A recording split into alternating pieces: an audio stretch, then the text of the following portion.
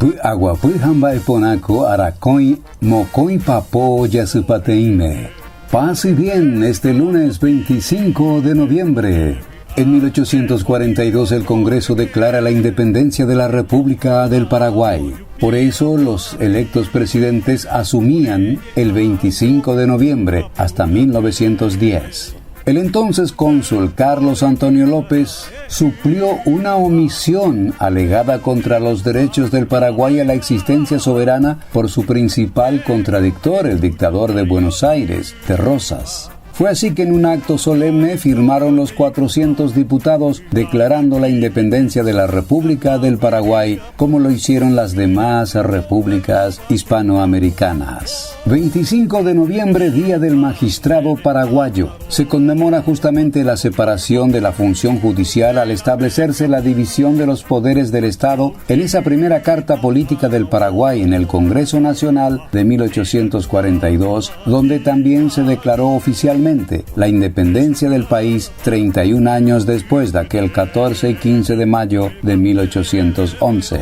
25 de noviembre, Día Internacional para la Eliminación de la Violencia contra la Mujer. Esta fecha conmemora el 25 de noviembre de 1960, cuando el gobierno del dictador dominicano Rafael Trujillo asesinó a las hermanas Mirabal, Patria, Minerva y María Teresa. En el 2000, las Naciones Unidas declaró Día Internacional de la Eliminación de la Violencia contra la Mujer, invitando a los gobiernos, organizaciones internacionales y organizaciones no gubernamentales a coordinar acciones para eliminar las formas de violencia contra las mujeres.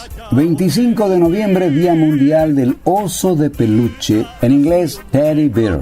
Proviene de Theodore Roosevelt.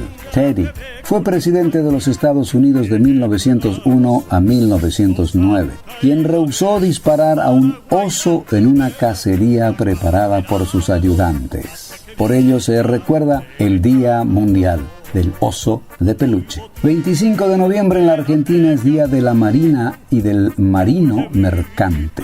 En Honduras, Día de la Flor Nacional, la Orquídea de la Virgen. En Surinam se recuerda su independencia y que fuera en 1975.